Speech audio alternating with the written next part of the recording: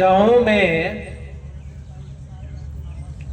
हम लोग एक बात किया करते हैं, खासकर मैं ये जरूर आग्रह करता हूं सभी भाई बहनों से जिन्होंने शिव को अपना गुरु बनाया है। न जाने क्या कारण है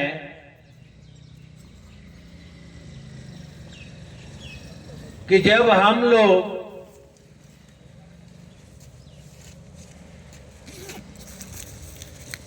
गुरु की चर्चा करते हैं या रखते हैं या बात करते हैं तो उपस्थिति नगण्य हो जाती है।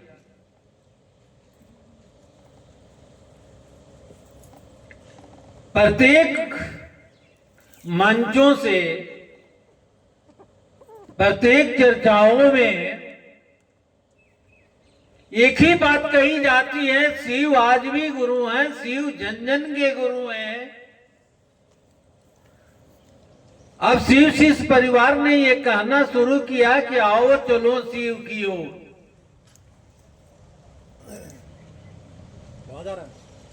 लेकिन हम लोग शिव की ओर चलने की स्थिति में हैं या नहीं, इस बात की चर्चा होनी चाहिए, हम लोगों को करनी चाहिए, इस पर विचार विमर्श करनी चाहिए। अभी मैं सुन रहा था मंच से चर्चा में सूत्र की बात कही जा रही थी, बहुत अच्छी बात है। ये सूत्र आए कहां से? हम लोगों ने तो जाना कि शिव गुरु हैं, चलो ये 3 सूत्र आए हैं, दया मांगना है, प्रणाम करना है और लोगों के साथ चर्चा करनी है। हम लोगों ने तो यही जाना। लेकिन जिन्होंने ये बात कही कि शिव आज भी गुरु हैं, उनकी परेशानियां, कितनी मेहनत, कितने तपस्या के बाद उन्होंने ये जाना कि शिव आज भी गुरु हैं। उन्होंने तो शिव को गुरु बनाया 74 में, 1974 में। वो नहीं जानते थे कि शिव भी गुरु हुआ करते हैं, लेकिन किताबों में वर्णित है, हमारे संत महापुरुषों ने लिखा है किताबों में, शिव आदि गुरु हैं, जगत गुरु हैं, गुरुओं के गुरु हैं। सभी संतों ने प्रणाम भी किया है, स्तुति भी किया है। लेकिन हम लोगों को उस संत महापुरुषों ने कहा कि शिव भगवान है, उनकी पूजा अर्चना की जानी चाहिए। लेकिन पूजा की विधि हम लोगों को किसी ने नहीं बतलाया। मैं आज भी चर्चाओं में इस बात को कहता हूं, किसी भी चीज की एक विधि होती है। जब हम लोग पूजा भी करने जाते हैं, आप लोग इस बात पर ध्यान दीजिएगा, जब मंदिर में जाती हैं शिवरात्रि के रोज तो बहुत भीड़ होती है, लेकिन पूजा करने का तरीका तो कोई एक होगा ना। 10 तरह की पूजा, जब शिव की पूजा है तो एक तरह से होनी चाहिए। लेकिन आप ही में से 10 आदमी जाइएगा तो 10 तरह से पूजा कीजिएगा। इस बात को मंदिर में आप लोग ध्यान से देखिएगा। तो इस बात को कौन बतलाएगा? आप समझती हैं कि मैं बहुत ज्यादा जानता हूं, वो समझती हैं कि मैं बहुत ज्यादा जानता हूं, मैं बहुत पूजा करता हूं, मैं बहुत ईश्वर के करीब हूं, मैं ही सब कुछ जानता हूं, दूसरा तो कोई कुछ जानता ही नहीं है। तो आप अपनी बुद्धि लगा रहे हैं। लेकिन साहब तो बचपन से ही उनको भारतीय अध्यात्म के विषय में जानना था। बहुत परिश्रम किए हैं वो। 8 वर्ष की उम्र से वो भारतीय अध्यात्म को जानने का, हर धरती के हर एक शारीरिक गुरुओं के सानिध्य में रहने के बाद भी उनको जब कुछ समझ में नहीं आया, वो तो कहीं कि प्रत्येक जगह धोखा ही धोखा है, कहीं कुछ नहीं है। जब सारी प्रक्रिया समझ गया तो उन्होंने श्मशान की साधना की। श्मशान की साधना में भी उनको कुछ समझ में नहीं आया। आप सोच लीजिए कि हमारे यहाँ इस हंटरगंज की धरती पर आज जिसकी घोषणा होती है, कल वो अपने गुरु से गिव एंड टेक यानी कि पहले शर्त रखी जाती है कि ये मेरा पूरा हो जाएगा तो मैं चर्चा कराऊंगी। ये लो भैया, हरेंद्रानंद ने तो कहीं नहीं कहा है कि आप शर्त लगे। गुरु, आप यही तो मैं क्या बतलाता हूं, गुरु करते क्या हैं? गुरु आपको अंधकार से प्रकाश में लाते हैं, ये सब कोई जानते हैं। लेकिन गुरु का मूल कारण है कि आपके अंदर जो छुपा हुआ शिव है उसको जगा देना, आपके अंदर ज्ञान की अर्जित कर देना, यही काम है गुरु का। आपको समझा देना। गुरु मात्र इतना ही करते हैं। गुरु आप पर प्रसन्न होंगे तो आप किसी भी देवता, जो देवता आपके इष्ट हैं, आपके परमेश्वर हैं, आपके ईश्वर हैं, वही महेश्वर हैं। जिस देवता की आप पूजा करती हैं, अगर आप बहुत प्रयासरत हैं, किसी देवता की आप पूजा करते हैं, तो आपके गुरु जब मजबूत होंगे तो आपके गुरु उस देवता से आपको जोड़ देंगे, उससे आपको प्रेम जगा देंगे, उस देवता का मंत्र बतला देंगे, आपको पूजा की विधि बतला देंगे। गुरु मात्र इतना ही करते हैं। जितने भी परिणाम आ रहे हैं, लोग लगा रहे हैं कि बताइए, अब कहता है लोग कि हमारा दुकान खुल जाएगा तो मैं चर्चा कराऊंगा। दुकान खुला क्या तो जूते चप्पल का, तुरंत सिर्फ चर्चा रख दिया गया कि चर्चा के लिए बुलाया जाए। अरे लो, अरे ये तो आपके कर्मों का फल है। आपने कहा कि मुझे धन चाहिए, मुझे स्वर्ग चाहिए, आपके भाग्य में पहले से होगा, तो ये कौन देगा आपको? ये आसमान में जो विचरण करने वाले शिव तो बहुत दूर की बात है। आसमान में विचरण करने सब उनके गण हैं। मांगने का भी अकल होना चाहिए, उनसे सुनने की भी अकल होनी चाहिए। मांगने की बुद्धि जब होगी, किसी ने कहा कि ठीक है, हमको एक बेटा दे दीजिए, एक संतान दे दीजिए। महादेव ने कहा प्रेत से जो रहे वहां जन्म ले ले। साला प्रेत आ गया, आपको कोड़ के खा रहा है।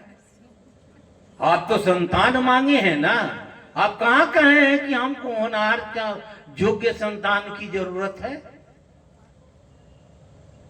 तो मांगने का भी अकल होना चाहिए। मैं एक किताब में पढ़ रहा था, उसमें लिखा हुआ था कि एक अंधा था, वो अंधा भी इतना महादेव के प्रति आकर्षित था, इतना उनसे लगा। जब महादेव प्रसन्न हो गए, अब अंधा जो व्यक्ति है, विकलांग जिसको हम लोग आजकल कहते हैं विकलांग, एकदम अंधा, जब शिव प्रसन्न हुए, कहें कि मांगो, क्या मांगते हो? तो जानते हैं उसने क्या मांगा? मैं अपने 3 तल्ले छत से अपने पोते को सोना के कटोरी में दूध भात खाते देखे। उसने आंख मांगा, संपत्ति मांगी।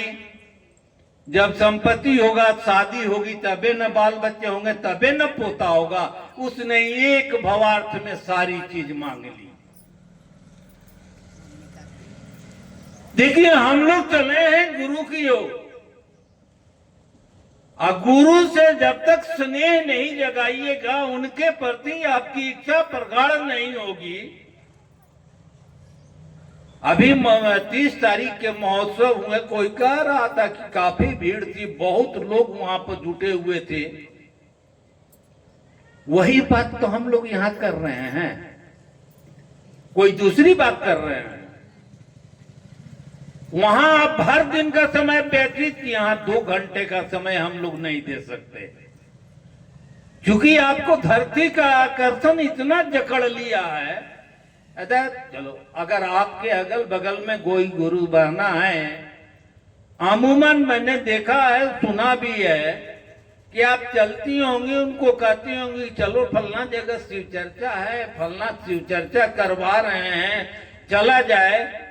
तो उसका जवाब आता है, जा जा तू ही लूट लिया, तू ही ले लिया। अरे भाई, आपके भी गुरु शिव हैं, इनके भी गुरु शिव हैं। हम लोगों ने जब शिव को गुरु बनाए, कहा गया कि हे शिव, आप मेरे गुरु हैं, मेरे, मैं आपकी शिष्या हूं, मैं आपका शिष्य हूं।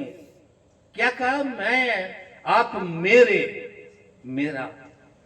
जब उस मेरे को मेरा बनाइएगा, बनाने के लिए ही नहीं ये 3 सूत्र दी गई है।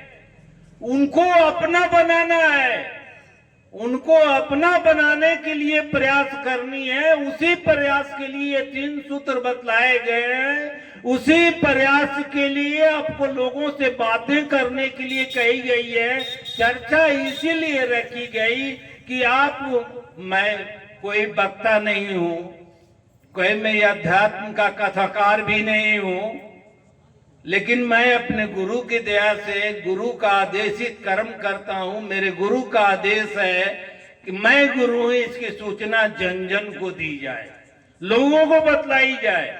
बहुत लोग ये बात समझ रहे होंगे कि आया है समझाने, कुछ करने नहीं। मैं आज भी आया हूं, आज 35 बरस के बाद भी आया हूं सीखने। मेरे गुरु का आदेश है कि लोगों को बतलाओ, तो मैं अपने गुरु की बात करने आया हूं, आपको बतला रहा हूं। वही आप नहीं कर पा रही हैं। आप लोग गप करने का मास्टर हैं, गप अनाप शनाप कीजिएगा। उसी में अगर आप जोड़ दीजिए कि ये बना से हम गुरु बनैली है शिव के, से का समझ में अलग अपना, जैसे आप बात करती हैं, बात करना शुरू तो कीजिए। नहीं शुरू करती हैं तो कम से कम प्रश्न करना तो सीखिए कि ये कठिनाइयां आ रही हैं, इसको कैसे दूर किया जाए। आप लोगों ने कहा है कि शिव गुरु हैं, उनसे जुड़ने के 3 सूत्र बतलाए गए हैं। तो ये कौन बतलाएगा आपको, कौन कहेगा? जब आपने शिव को गुरु बनाया है, उनको आपको अपना बनाना होगा। आप आई हैं चर्चा में, आपके बगल में एक बहना बैठी है, कहेंगे तो चल बकर बकर केले है से चल न उठा दूसर, बहुत जरूरी काम है, घरे घरे खोल के हम चले ली है से चला जल्दी। आप उठ के चलने की स्थिति में हो गई, तो आपकी इच्छा में शक्ति कहाँ हुई? उसकी इच्छा में शक्ति हुई कि अपने इच्छा अनुसार आपको उठा के, आपको अपने इच्छा में शक्ति लानी होगी। आपको समझना होगा कि मेरे गुरु शिव हैं। जब मैं कुछ नहीं कर पा रही हूं तो बैठ करके सुनूंगी भी, तो लोगों को बतलाऊंगी भी। तो इतना तो कहिए दीदी आप लोग कि शिव मेरे गुरु हैं, आपके भी हो सकते हैं, परिणाम है। ये 2 लाइन भी तो कह सकती हैं। छोड़िए, आप कुछ मत कीजिए, लेकिन आप इतना तो कह सकती हैं कि हे शिव, आप मेरे गुरु हैं, मैं आपकी शिष्या हूं, दया कर दीजिए। सही बार बार पुनरावृत्ति, कम से कम 11 बार एक बार दया मांगी जाए अपने गुरु से। उनसे कहिए दया कि मैं चर्चा करना चाहती हूं। देखिए आपसे चर्चा करवाता है कि नहीं। अब हमारी आपकी ताकत तो नहीं है कि उनको शिव का शिष्य बना दे। ये काम आपके गुरु का है। जब गुरु की दया होती है तो वो शिष्य बनने के लिए तैयार होता है, क्योंकि ये तो इच्छा है गुरु महादेव की। महादेव ने इच्छा किया है कि मैं गुरु बनूं। कौन रोकेगा इसको? कोई रोकेगा? ये बाढ़ देख रहे हैं। जिन दिनों मैंने शिव को गुरु बनाया था तो कहीं कुछ नहीं, लोगों को पकड़ पकड़ कर समझाना पड़ता है। लेकिन आप आज किसी को बोलेंगे कि शिव गुरु है, हाँ जाने की हमारा यहाँ तो चर्चा हुआ हो फलना जगह, तू कर रहा है कि ना? शब्द प्रश्न तो आते हैं कि तू करा कि न चर्चा। तो आप अपनी इच्छा में शक्ति लगाइए, महादेव को इतना न दया मांग के परेशान कीजिए। कुछ नहीं करना है, अनवरत आप सब्जी बना रही हैं, खाना बना रही हैं, सो रही हैं, कहीं कोई भी, तो आपका मुंह तो नहीं कांप कर रहा है ना। उस समय कहिए कि दया कर दीजिए न गुरुदेव, दया कर दीजिए न गुरुदेव। इतना कहने में क्या लगता है? कम से कम 108 बार अपने गुरु को, गुरु के चरणों में प्रणाम निवेदित कीजिए। नमः शिवाय पंचाक्षरी मंत्र मैंने प्रत्येक परिचर्चाओं में कहा है कि नमः शिवाय ये पंचाक्षरी मंत्र महादेव का बीज मंत्र है। ये महादेव का भी मंत्र है जिसे आपके ईश्वर भी प्रसन्न होंगे, गुरु तो प्रसन्न होंगे ही होंगे। लेकिन ये तो करना होगा जो आप कहते हैं कि हे शिव आप मेरे गुरु हैं, इस पर तो जोड़ देना होगा, उनको अपना बनाना होगा, परिणाम उतर जाएंगे।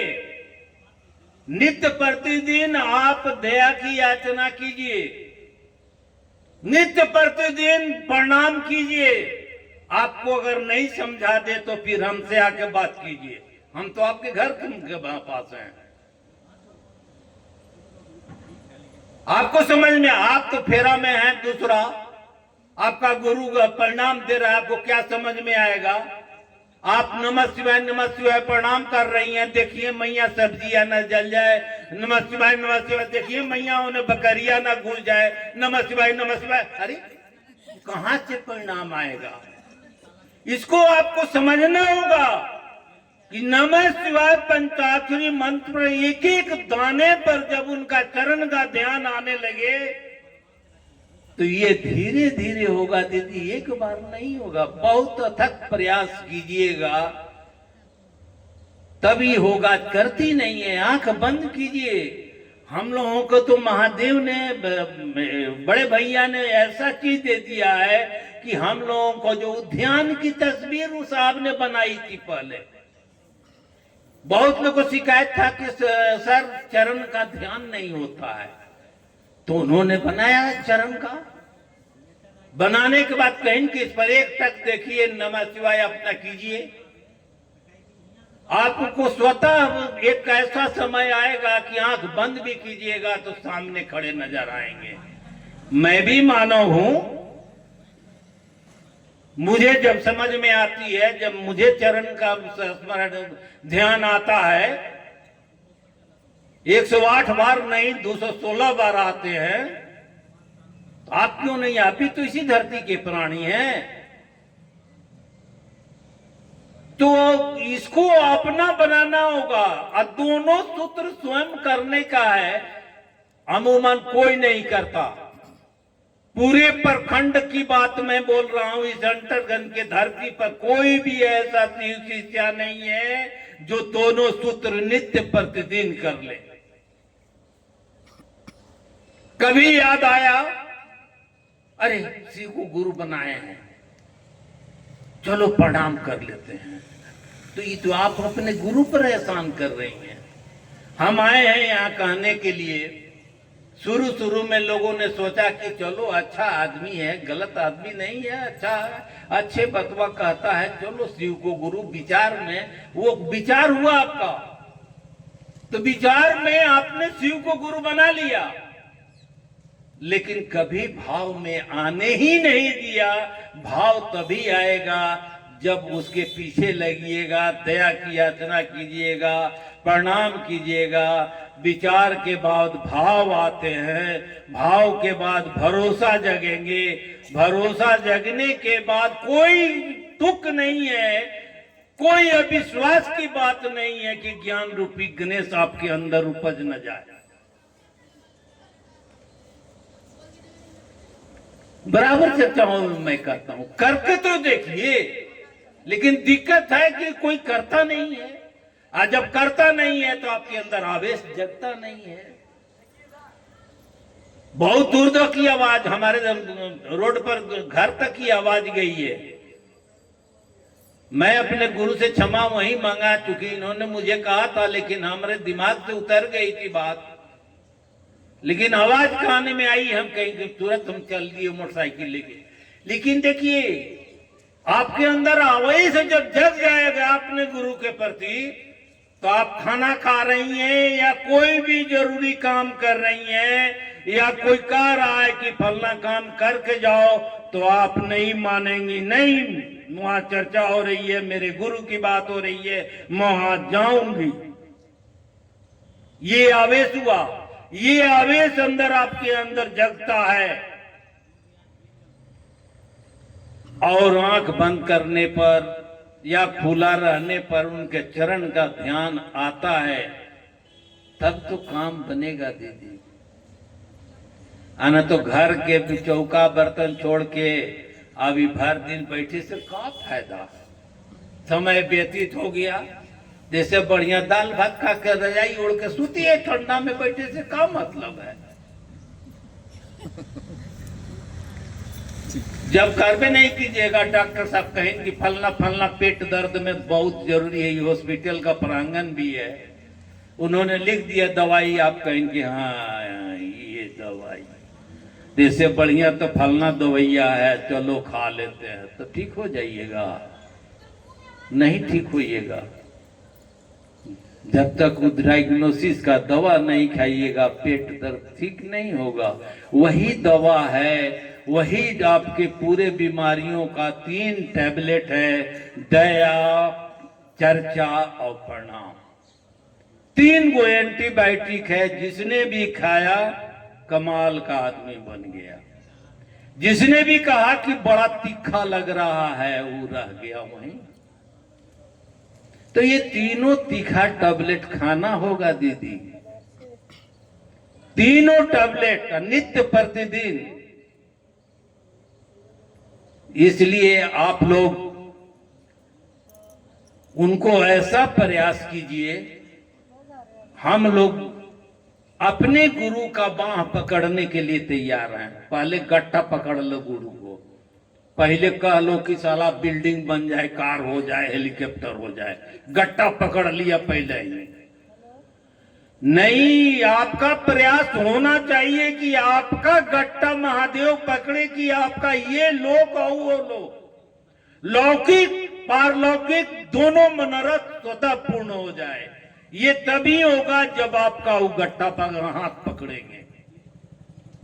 हम लोग उनका हाथ पकड़ने का प्रयास कर रहे हैं। मैं बराबर अपनी चर्चाओं में एक अपना बनाया हुआ अपना बताता हूं कि एक नाला में बहुत तेज बारिश पानी बह रहा था। आप लोग भी सुनी होंगी, बहुत बार मैं बोला हूं, लेकिन पुनः इच्छा हो गई गुरु की दया।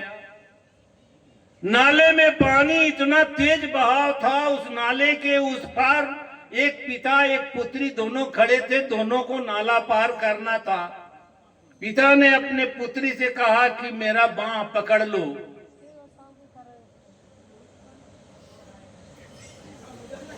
तो पुत्री ने कहा कि नहीं पिताजी, आप मेरा बांह पकड़ लीजिए। पिता ने पूछा क्या फर्क पड़ता है?